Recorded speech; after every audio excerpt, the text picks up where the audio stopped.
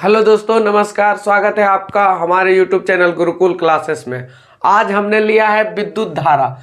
तो आज हम विद्युत धारा का पूरा ऑब्जेक्टिव का क्वेश्चन हल करेंगे और पिछले प्रीवियस साल का भी जो बोर्ड में पूछा गया है वो भी क्वेश्चन लेंगे। हम ये कोशिश करेंगे कि हमारे द्वारा जो दिया जा रहा है कंटेंट ये आपके परीक्षा के लिए पूर्ण रूप से कारगर होगा। तो चलिए स्टार्ट करते हैं।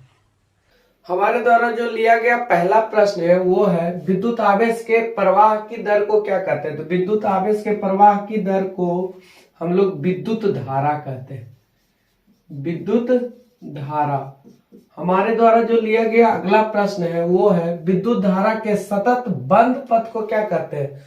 तो देखिए, विद्युत धारा के सतत बंद पथ जो है ना वो विद्युत परिपथ कहलाता है। तो हमारा ये हो जाएगा विद्युत परिपथ। अगला प्रश्न जो है विद्युत धारा की दिशा। विद्युत धारा की दिशा इलेक्ट्रॉन के किस ओर होती है। तो देखिए, इलेक्ट्रॉन पे ऋण आवेश होता है और विद्युत धारा ऋण से धन की ओर प्रवाहित होता है। तो हमेशा विद्युत धारा की दिशा इलेक्ट्रॉन के विपरीत होगा। हमेशा क्या होगा? विपरीत। फिर अगला प्रश्न है विद्युत आवेश का एसआई मात्रक क्या होता है। तो विद्युत आवेश का एसआई मात्रक कूलाम होता है। कूलाम होता है जिसको हम लोग C से डिनोट करते हैं, मतलब C से सूचित किया जाता है। आपको हम बता दें कि एक कूलाम बराबर 6 गुना 10 के पावर 18 इलेक्ट्रॉन होता है। मतलब एक कूलाम में 6 गुना 10 के पावर 18 इलेक्ट्रॉन मौजूद होता है और एक इलेक्ट्रॉन पर 1.6 गुना 10 के पावर -22 -19 कूलाम आवेश होता है। -19 कूलाम आवेश होता है। अगला जो हमारा प्रश्न है, अगर आपसे पूछेगा कि विद्युत धारा जिसको हम लोग I से डिनोट करते हैं का SI मात्रक क्या होगा। SI मात्रक क्या होगा। तो इसका उत्तर हो जाएगा एम्पियर। एम्पियर जिसको हम लोग A से डिनोट करते हैं। अब देखिए, हम आवेश के बारे में जान लिए, विद्युत धारा के बारे में जान लिए। तो विद्युत धारा और विद्युत आवेश को अगर हम लेके चले तो इससे एक फॉर्मूला निकल के सामने आएगा। वो होता है विद्युत आवेश। विद्युत आवेश बराबर विद्युत धारा। विद्युत धारा गुने समय। अगर हम इसको संक्षेप अक्षर में लिखे तो आवेश को हम लोग Q से डिनोट करते हैं, मतलब लिखते हैं विद्युत धारा को I से, तो Q बराबर IT हो जाएगा, है ना। अब हम यहाँ पे देखिए आवेश का SI मात्रक एगो बताएं कूलाम होता है। अब यहाँ से आवेश का एक अन्य SI मात्रक निकाल सकते हैं। तो देखिए आवेश का अन्य SI मात्रक हो जाएगा, जैसे विद्युत धारा का एम्पियर और इसका हो जाएगा समय का सेकेंड। तो एम्पियर सेकेंड हो जाएगा आवेश का एक अन्य SI मात्रक। यहाँ से हम विद्युत धारा का भी फॉर्मूला निकाल सकते हैं। मतलब अगर हम I को इस तरफ ले लें और T को इस तरफ भेज दें तो यहाँ से हो जाएगा Q/T। I बराबर Q/T। यहाँ से विद्युत धारा का एक अन्य SI मात्रक, इसका भी अन्य SI मात्रक निकल के सामने आएगा।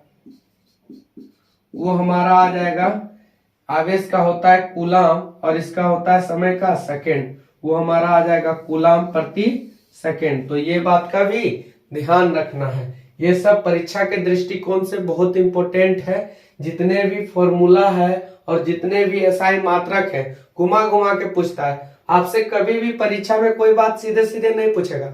अगर आपसे पूछेगा कि विद्युत धारा का SI मात्रक क्या होता है तो फटाक से नहीं एम्पियर बता दीजिएगा। अब ऑप्शन में कहीं एम्पियर रहेगा ही नहीं। विद्युत धारा का जो अन्य मात्रक है कूलाम प्रति सेकंड ये रहेगा। और आप सोचिएगा कि यहाँ पे गड़बड़ है, लेकिन गड़बड़ कुछ नहीं होता है। यहाँ पे घुमा घुमा के परीक्षा में पूछा जाता है। इसलिए हम हर तरह के क्वेश्चन का सलूशन कर लेंगे ताकि परीक्षा में कैसा हूं पूछे और हम उसका जवाब सटीक से सटीक दे सके। हमारा जो अगला प्रश्न है वो है परिपथ के विद्युत धारा को किस यंत्र से मापा जाता है। तो सबसे पहले हम आपको बता देते हैं कि परिपथ के विद्युत धारा को एमीटर के द्वारा मापा जाता है ना। अब यहां से सवाल ये उठता है कि ये एमीटर को हम लोग डिनोट कैसे करेंगे, लिखेंगे कैसे। तो देखिए परिपथ है, यहाँ ए लिख देंगे, ऐसा ऐसे लिख देंगे, ये हमारा हो जाएगा परिपथ में एमीटर का सिंबल। इधर हमारा प्लस हो जाएगा और ये इधर माइनस हो जाएगा। एक बात का और ध्यान रखिएगा कि विद्युत परिपथ में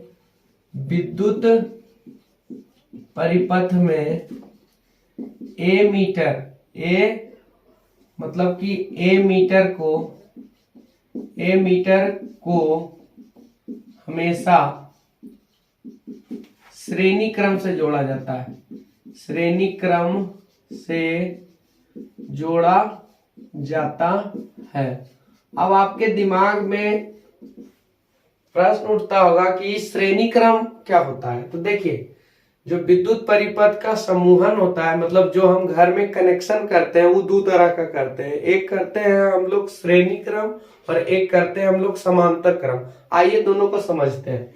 सबसे पहले हम लोग समझेंगे श्रेणी क्रम को। श्रेणी क्रम क्या होता है, तो देखिए श्रेणी क्रम में क्या होता है कि जैसे कि मान लीजिए कि हमको 2 गो बल्ब लगाना है ना। यहाँ देखिए 2 गो बल्ब लगाना है, तो यहाँ से मान लीजिए ये तार हमारा करंट वाला आया, तो यहाँ पे हम एगो बल्ब ऐसे लगा दिए और इसी से जोड़ के हम यहाँ एगो और बल्ब लगा दिए और इधर हम माइनस वाला तार जोड़ दिए। मतलब यहाँ से हम बैटरी लाए, यहाँ प्लस वाला को जोड़ दिए और यहाँ माइनस वाला टर्मिनल में हम जोड़ के ऐसे कर दिए। तो ये जो दोनों बल्ब लगा है इसको हम लोग बोलते हैं श्रेणी क्रम। इसको हम लोग बोलेंगे श्रेणी क्रम, क्योंकि देखिए एक बल्ब फ्यूज हो जाएगा तो दूसरा नहीं जलेगा। जैसे मान लीजिए बल्ब खराब हो गया, अभी बल्ब खराब हो गया तो इसका तंतु जो है विद्युत धारा उधर प्रवाहित होना बंद कर देगा। तो इस तरह से क्या होता है, हमारा नहीं होगा विद्युत धारा प्रवाहित। अब यहीं पे कहीं भी मान लीजिए यहाँ पे या कहीं भी हम लोग क्या लगा देंगे, एमीटर, जिससे हमको पता चलेगा कि जो बैटरी है वो कितना एम्पियर करंट हम लोग को दे रहा है। ये तो हो गया हमारा श्रेणी क्रम। और मान लीजिए कि आपको यही बल्ब को समांतर क्रम में लगाना है, समांतर क्रम में आपको ये बल्ब को लगाना है। समांतर क्रम का एक और अन्य नाम है वो है पार्श्व क्रम। तो हम लोग समांतर क्रम को पार्श्व क्रम से भी जानते हैं, है ना। तो देखिए ये मान लीजिए कि एक हम बैटरी यहाँ लिए, इससे हम लोग विद्युत धारा प्रवाहित कर रहे हैं यहाँ से ऐसे। अब यहाँ देखिए एगो बल्ब हम यहाँ लगा दिए और यहाँ से हम एगो अलग कनेक्शन करके एगो बल्ब यहाँ लगा दिए।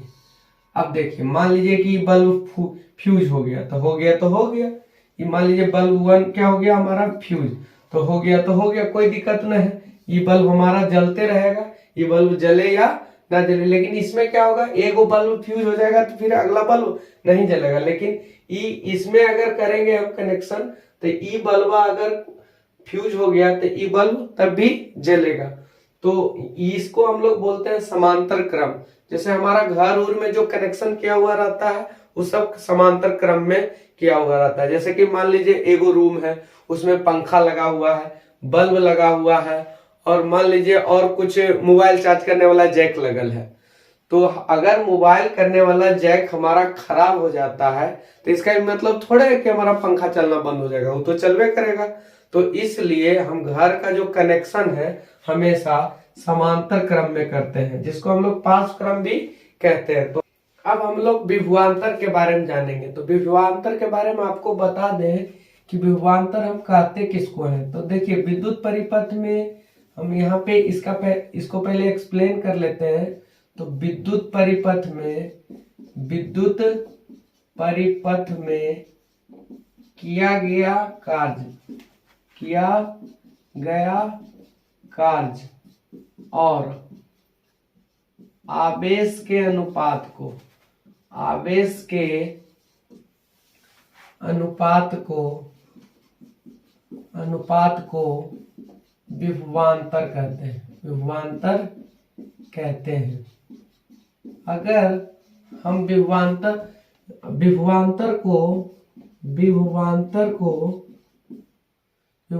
को भी से डिनोट किया जाता है ना। और किया गया जो कार्य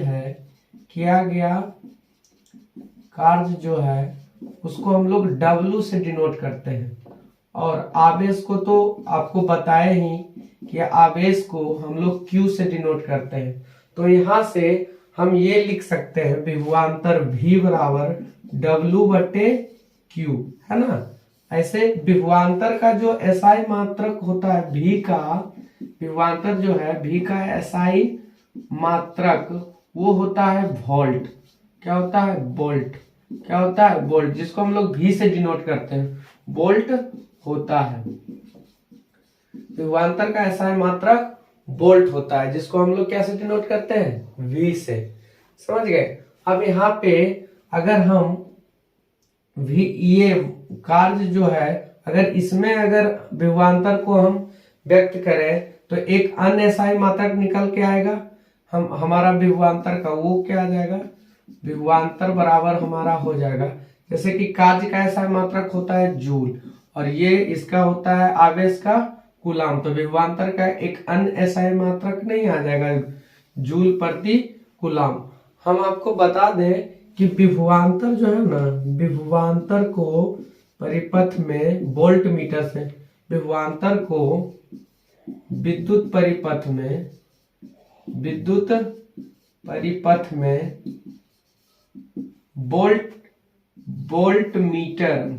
वोल्ट मीटर एक युक्ति होता है, वोल्ट मीटर से मापा जाता है। ये बात का भी ध्यान रखिएगा। विभवांतर को जब भी मापेगा तो वोल्ट मीटर से मापेगा। यहाँ पे एक बात का और ध्यान रखिएगा कि ये जो हमारा वोल्ट मीटर है, वोल्ट मीटर को परिपथ के समांतर क्रम से जोड़ा जाता है, समांतर क्रम से जोड़ा जाता है। तो मतलब जब भी हम विभवांतर को लगाएंगे विद्युत परिपथ में तो समांतर क्रम में लगाएंगे। जैसे कि मान लीजिए एक हम लोग विद्युत परिपथ बनाते हैं, एक सर्किट बना लेते हैं। ये हमारा बैटरी है, ये धन ध्रुव है, ये ऋण ध्रुव है ना। यहाँ पे एक हम स्विच भी लगा सकते हैं इस तरह से। यहाँ पे हम एक स्विच लगा दिए और यहाँ पे मान लीजिए हम एक बल्ब लगाए हैं, तो इधर से ऐसे आएगा। अब इस बल्ब के बीच कितना वोल्टेज प्रवाहित हो रहा है, इसको मापने के लिए हम वोल्ट मीटर को यहाँ लगाएंगे समांतर क्रम में, इधर ऐसे करके लगाया जाता है वोल्ट मीटर, है ना। जब हम इस स्विच को बंद करेंगे, जब जोड़ देंगे तो इसमें रीडिंग हमको बताने लगेगा कि कितना वोल्टेज है। अब हम लोग जानेंगे ओम्स लॉ के बारे में, जो कि परीक्षा के दृष्टिकोण से बहुत VVI होता है। हर परीक्षा में आप देखते होंगे कि ओम्स लॉ जरूर पूछता है। तो सबसे पहले हम ओम्स लॉ का कथन जान ले। बोलता है एक विद्युत परिपथ में धातु के तार के दो सिरों के बीच विभवांतर उसमें प्रवाहित होने वाले विद्युत धारा के समानुपाती होती है, परंतु तार का ताप अस्थिर रहना चाहिए। मतलब ये कह रहा है कि यदि कोई विद्युत परिपथ में आप विभवांतर को लीजिएगा तो जैसे जैसे विभवांतर को बढ़ाइएगा वैसे वैसे विद्युत धारा भी बढ़ेगा। मतलब कह रहा है कि V is proportional to I, मतलब विभवांतर विद्युत धारा के समानुपाती है। मतलब अगर विभवांतर को बढ़ाइएगा तो विद्युत धारा भी बढ़ेगा, अगर विभवांतर को घटाइएगा तो आपका विद्युत धारा भी घटेगा। यहाँ पे प्रोपोर्शनलिटी जो है इसको हम लोग समानुपात बोलते हैं, समानुपात। इसको हटाने के लिए यहाँ पे एक नया व्यंजक आता है, वो आता है प्रतिरोध। यहाँ पे इसको हटाने के लिए, प्रोपोर्शनलिटी को हटा के बराबर लाने के लिए यहाँ पे प्रतिरोध आता है, जिसको हम R से डिनोट करते हैं। तो यहाँ V बराबर RI हो गया। V बराबर क्या हो गया? RI। अब इसके बारे में तो आपको पता है, इसके विभवांतर के बारे में भी पता है और विद्युत धारा के बारे में भी आपको पता है। आप प्रतिरोध के बारे में जान लीजिए। तो हम लोग R को प्रतिरोध कहते हैं। ये जो प्रोपोर्शनलिटी हटने के लिए आया है इसको हम लोग प्रतिरोध कहते हैं। अब प्रतिरोध होता क्या है भाई? तो देखिए, प्रतिरोध जो है ना वो किसी परिपथ में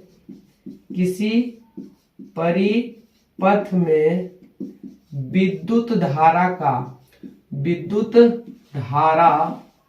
के प्रवाह का विरोध करता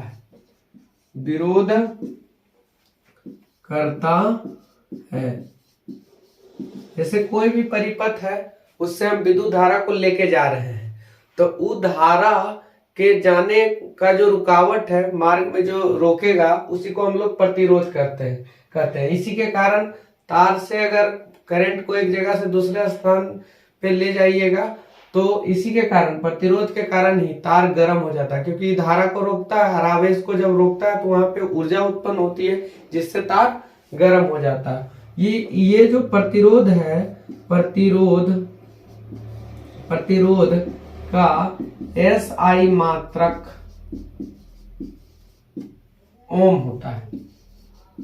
क्या होता है? ओम। इसको इस तरह से लिखा जाता है, ओम होता है ना। अब यहां से देखिए, ये जो हमारा व्यंजक हुआ, इससे हम लोग दो व्यंजक और निकाल सकते हैं। वो व्यंजक क्या है? जैसे V बराबर हमारा RI या IR है ना। तो यहाँ पे हम एक व्यंजक और निकाल सकते हैं कि R बराबर क्या होगा, तो ये इधर ले आएंगे तो V बट्टे I हो जाएगा। तो यहाँ प्रतिरोध बराबर विभवांतर बट्टे विद्युत धारा भी हो जाएगा। और यहाँ से एक व्यंजक और हम प्राप्त कर सकते हैं, वो क्या है? I बराबर हमारा हो जाएगा V बट्टे R। ये व्यंजक भी हम लोग प्राप्त कर सकते हैं। देखिए, आपको कभी कभी पूछेगा कि प्रतिरोध का SI मात्रक ओम होता है, तो प्रतिरोध का एक अन्य SI मात्रक बताइए। तो यहाँ देखिए, प्रतिरोध जो R है ये लिखा हुआ है V बट्टे I, तब विभवांतर का SI मात्रक होता है वोल्ट और विद्युत धारा का होता है एम्पियर। तो हम प्रतिरोध का अन्य SI मात्रक बराबर वोल्ट प्रति एम्पियर लिख सकते हैं। तो ये बात का भी ध्यान रखिएगा। किसी चालक का प्रतिरोध किन किन बातों पर निर्भर करता है? तो किसी चालक का प्रतिरोध तीन बातों पर निर्भर करता है। 3 बातों पर निर्भर करता है। पहला क्या है?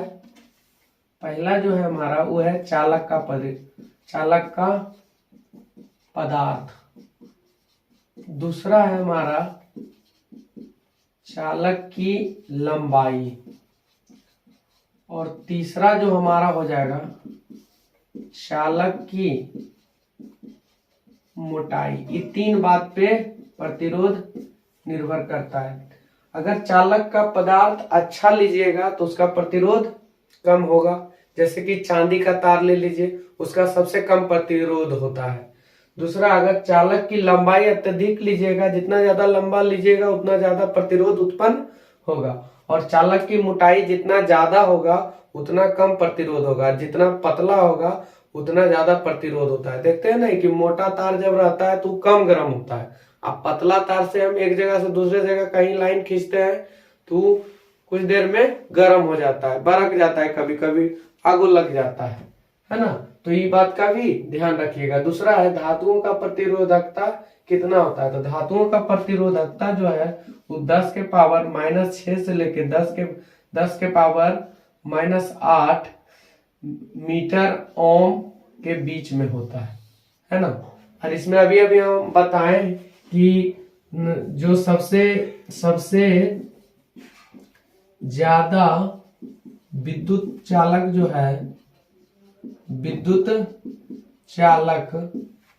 वो होता है चांदी धातु का। सबसे ज्यादा विद्युत चालक चांदी में होता है। अब इसमें प्रतिरोधक जो है बहुत कम होगा, मतलब लगभग 10 के पावर -6 होगा। और वही मान लीजिए कोई विद्युत रोधी पदार्थ है, जैसे प्लास्टिक हो गया, लकड़ी उकड़ी हो गया, तब विद्युत रोधी अगर हम लेंगे, विद्युत रोधी पदार्थ का प्रतिरोधकता अगर हमसे पूछेगा तो प्रतिरोधकता उसका हो जाएगा 10 के पावर 12 से लेके 10 के पावर 16 मीटर ओम तक हो जाएगा। इसमें करंट मारवे नहीं करेगा, एकदम नहीं मारेगा। जब हम इसको छुएंगे तो हमको करंट मारेगा नहीं।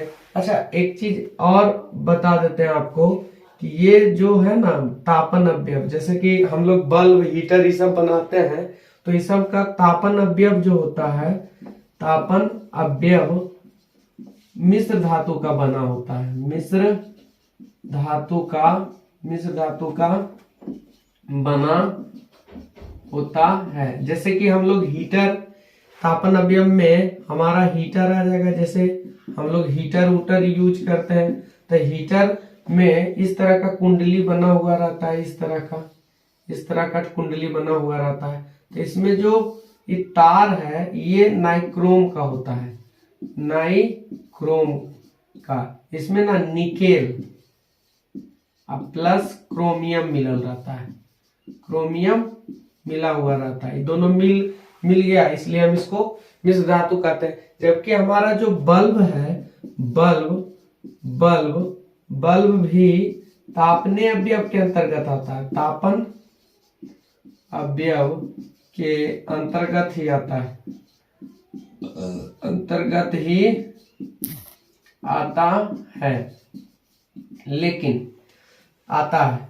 लेकिन इसका जो फिलामेंट है, लेकिन बल्ब का फिलामेंट टंगस्टन धातु का बना होता है। टंगस्टन, जिसको हम लोग W से डिनोट करते हैं, टंगस्टन धातु का बना होता है।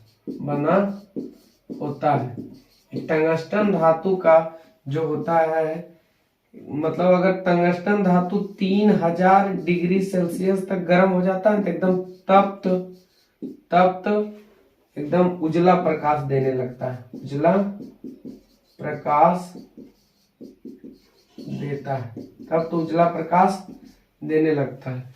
प्रतिरोध का समूहन दो प्रकार से होता है। पहला तो होता है श्रेणी क्रम में। अब इसमें क्या होगा, जैसे कि मान लीजिए यहाँ पहला प्रतिरोध है, यहाँ दूसरा है, यहाँ तीसरा है, तो ये तीनों के समतुल्य जो प्रतिरोध आएगा उसके लिए फॉर्मूला होता है R इक्विवेलेंट बराबर R1 plus R2 plus R3। अगर और ज्यादा प्रतिरोध को जोड़िएगा तो और ज्यादा हो जाएगा। यहाँ पे देखिए समांतर क्रम समूहन, दूसरा जो है वो हमारा है समांतर क्रम समूहन, जिसको हम लोग 5 क्रम समूहन भी कहते हैं। इसमें हम लोग इस तरह से प्रतिरोध को सजाते हैं, R1 R2 R3। अब ये तीनों के बदले जो समतुल्य प्रतिरोध आएगा 1/R इक्विवेलेंट बराबर 1/R1 plus 1/R2 plus 1/R3। माफ कीजिएगा, यहाँ R3 लिखना था। और एक चीज आपको हम इम्पोर्टेंट चीज बता देते हैं कि जब श्रेणी क्रम में हम श्रेणी क्रम में प्रतिरोध का समूहन करेंगे, प्रतिरोध का समूहन करने पर समांतर क्रम के तुलना में ज्यादा परिणाम देता है। मेरा कहने का तात्पर्य यह हुआ कि अगर आप 3 गो प्रतिरोध को श्रेणी क्रम में सजाते हैं और 3 को समांतर क्रम में, तो यहाँ पे प्रतिरोध ज्यादा होगा श्रेणी क्रम में और समांतर क्रम में प्रतिरोध कम होगा। ये बात का भी ध्यान रखिएगा। और अंत में हम इस चैप्टर से जुड़े कुछ व्यंजक को लेंगे, जैसे कि हमारा आवेश बराबर विद्युत धारा गुना समय होता है। और इसी से एक फॉर्मूला और निकल जाएगा, विद्युत धारा बराबर आवेश बटे समय। हम लोग विभवांतर बराबर विद्युत धारा गुना प्रतिरोध लिख सकते हैं। तो इससे 2 फॉर्मूला और निकाल सकते हैं, I बराबर V बटे R और R बराबर V बटे I। हम अभी पढ़े थे कि हम लोग प्रतिरोध का समूहन 2 तरह से कर सकते हैं। श्रेणी क्रम में करेंगे तो R इक्विवेलेंट बराबर R1 plus R2 plus R3 आएगा। समांतर क्रम में करेंगे तो 1/R इक्विवेलेंट बराबर 1/R1 plus 1/R2 plus 1/R3 होता है। हीट अगर निकालना है तो उसके लिए व्यंजक होता है I² RT। अगर हमको P को हम विद्युत शक्ति बोलते हैं, अगर हमको परिपथ में विद्युत शक्ति निकालना है तो इसके लिए 3 फॉर्मूला होता है। एक होता है I²R, एक होता है P बराबर V²/R, एक होता है P बराबर V/I। और एक चीज जान लीजिए, 1 किलोवाट प्रति घंटा बराबर 3.6 गुना 10⁻6 वाट सेकेंड होता है। अगर इसको हम जूल में बदलेंगे तो 3.6 गुना 10⁻6 जूल होता है। अगर आपको सभी व्यंजकों का नाम जानना है तो हम इधर लिख देते हैं। जैसे कि सबसे पहले Q है तो Q को हम लोग आवेश बोलते हैं। फिर है I को हम लोग विद्युत धारा बोलते हैं, विद्युत धारा। T तो आपको पता ही है, समय को बोला जाता है। अगला है V विभवांतर को बोला जाता है, विभवांतर को। R जो है वो प्रतिरोध को बोला जाता है, प्रतिरोध। उसके बाद फिर यहाँ पे H जो है वो ऊष्मा यानी हीट को बोला जाता है। इसमें I R T ये सब तो हो ही गया। P को हम लोग विद्युत शक्ति बोलते हैं, विद्युत शक्ति।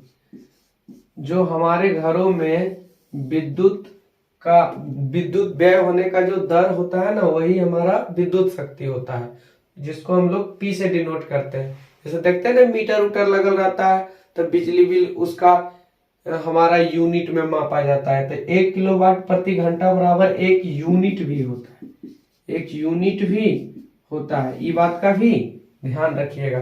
तो इसी के साथ हम विद्युत धारा चैप्टर को खत्म करेंगे। वीडियो में बने रहने के लिए आप लोग को बहुत बहुत धन्यवाद।